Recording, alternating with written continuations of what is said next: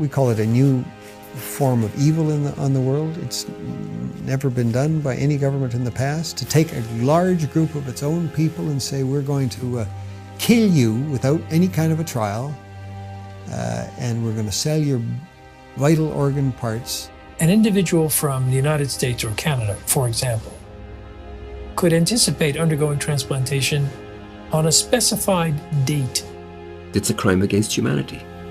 It's abhorrent, and it needs to stop.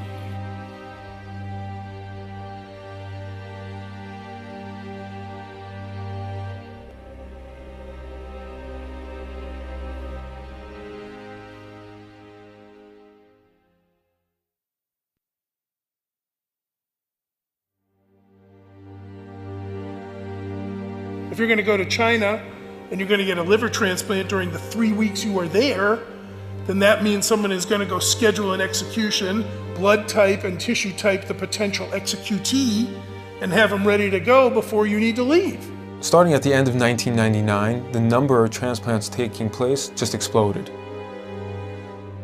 China carries out more organ transplant surgeries than any country besides the United States. But unlike other countries, China has no effective organ donation program. That's because culturally, Chinese people believe the body must stay intact even after death. China's Deputy Minister of Health, Huang Jiefu, has suggested that there are 7,000 transplants every year from the deceased, and that more than 90% come from executed prisoners. The number of criminal executions in China is classified as a state secret, but Amnesty International's estimate is about 1,700. The numbers just didn't add up. It's just too large of a discrepancy there. With only 1,700 executed criminals and no effective donation system, where do the rest of the organs come from?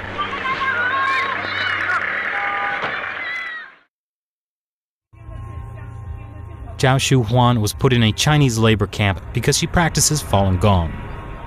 我每到一个劳教所，他都会让我们检查身体，给我们抽血验血。每个劳教所都是。 We estimate that in the period between 2000 and 2005, there are 41,500 transplants which have no other explained source. I'm absolutely convinced that over a long period from 1999 onwards, organ harvesting from prisoners has been taking place, especially with Falun Gong. 他领了到他那个马三家教养院有医院呢，那个医院就是做我真理解好像就是验尿啊，抽干咳。 Doctors would come into the camps, they would look in their eyes, they would examine their organs with ultrasound and the like, and they were the only people in these camps who were medically examined thoroughly.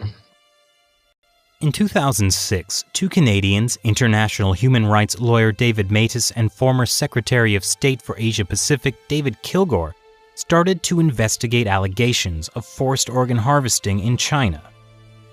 They found at least 52 points of circumstantial evidence, including websites of Chinese hospitals offering matching organs in less than a week. It's just not possible unless you have an unlimited source of organs. And these are people who are alive. We're talking about live donors. The actual transplant surgery itself was the form of execution. These were living people that were killed for their organs. Makes you think of some grotesque restaurant where you go in and you pick your lobster in a tank. But these are human beings we're talking about. The military's making money off of it. The hospitals are making money off of it. The middlemen are making money off of it. And we talk about money. We're talking about a multi-million-dollar operation.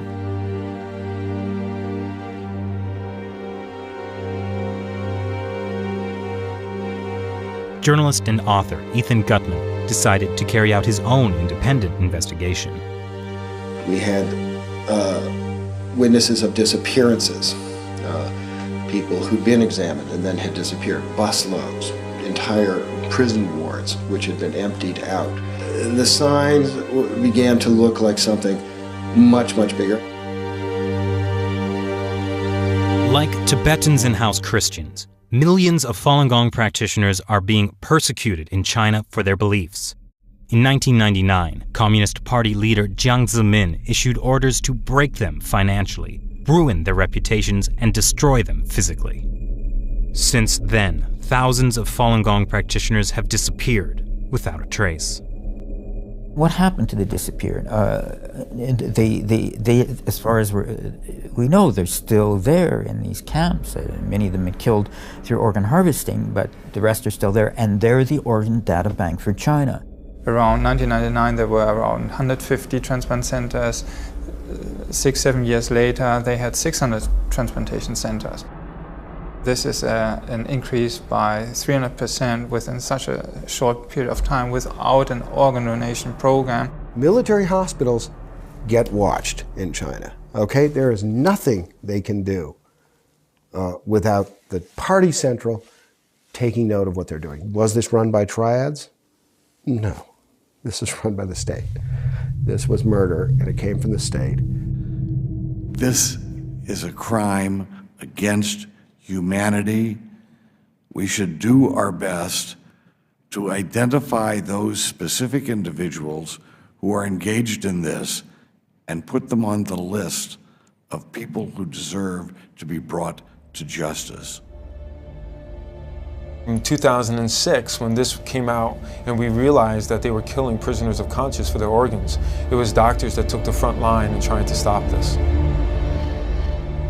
Every day there are a dozen of people that are executed or killed for organs in China.